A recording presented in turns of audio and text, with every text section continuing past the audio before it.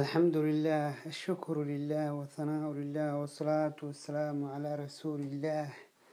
السلام عليكم ورحمة الله وبركاته. هل كان وحرا قصير إنا إذنكو سو قدبيو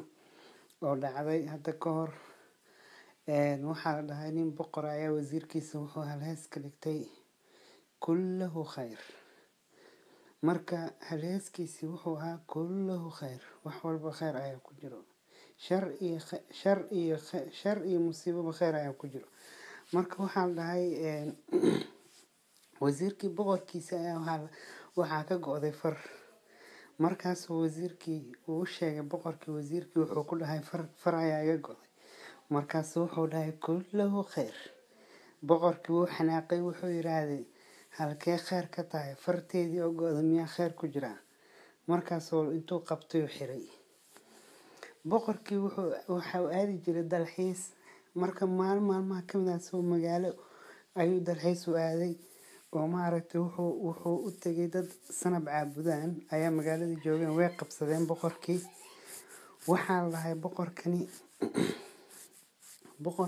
boqorka marka waxay dhaheen ninkan aan qabano aan gowracno oo aan maaragtay qurbaan uga dhigno asnaamteena markii la qabtay oo la rabay in la gowraco waxay arkeen inuu farka go'an yahay waxay dhaheen ninkani nin farka go'an waaye uma qalmo in maaragtay aan qurbaan uga dhigno asnaamteena waa iska sii daynina waa la iska sii daayay boqorku wuxuu soo xasuustay halheeskii wasiirkiisa oo ahaa kullahu khayr wasiirkii wuu imaaday wuxuu dhahay warniyo fartii leega gooy khayr inuu ugu jiro waan arkay oo dhahay ilaahay wuu tusiyay alxamdulillah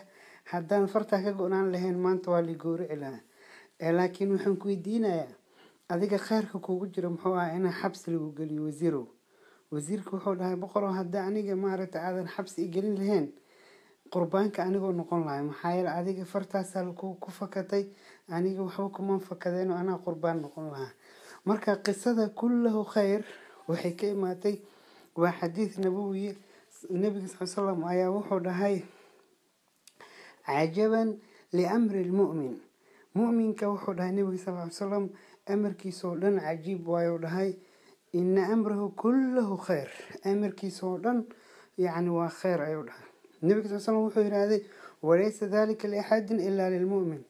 إن خير كاس المؤمن كوكلي أيوسون هذا إن أصابته سراء شكره وكان خيرا له